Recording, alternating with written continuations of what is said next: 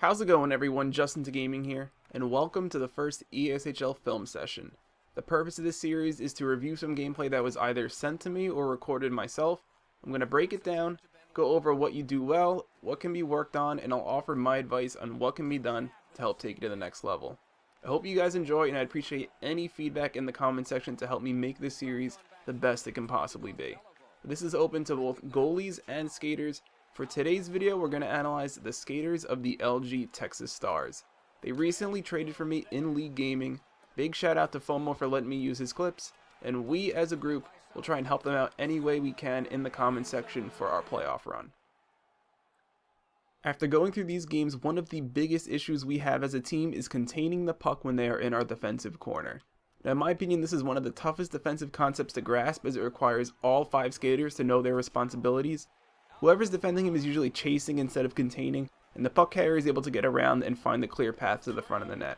Now, instead of having multiple people going after the puck carrier individually, I will show you how you can work together as a unit to limit his options.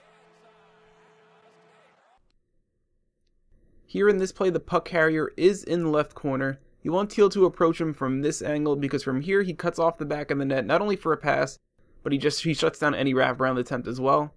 Your left winger should take this route. He shuts down the next passing lane, and he's ready to make a play if the skater tries to turn up the boards. Now the center, he goes right here almost at the edge of the circle. The center should be in the passing lane towards the slot, and he's ready to make a play if the puck carrier tries to cut towards the middle. And just like that, those 3 players have surrounded the puck carrier. He has no room to maneuver, and the passing lanes are cut off.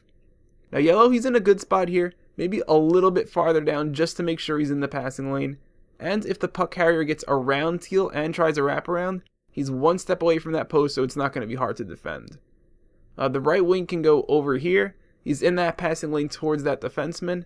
He's not too high where he leaves a big gap in the slot that the other team can take advantage of. And he's not too low where he's hurting the breakout, because as from here, he probably should be the first one out of the zone.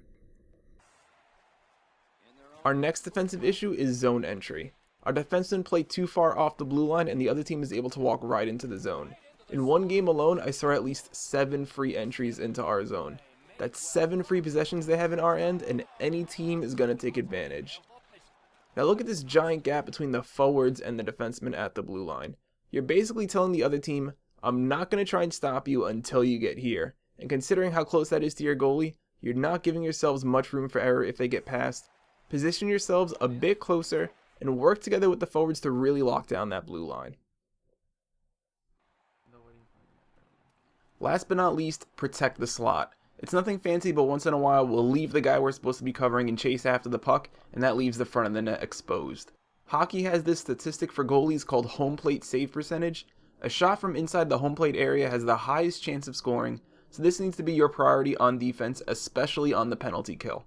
When shorthanded, your focus should be on protecting the slot, protecting that home plate area, and not giving them a clear path to the net.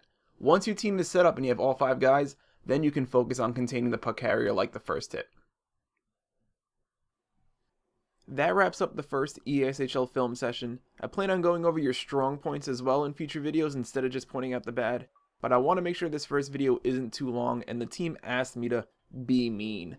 I think we'll do better if we lock down the blue line and work together more as a team in the defensive end in time for the playoffs, and not just keeping track of the other players, but even our own teammates so we know where we have help on the ice.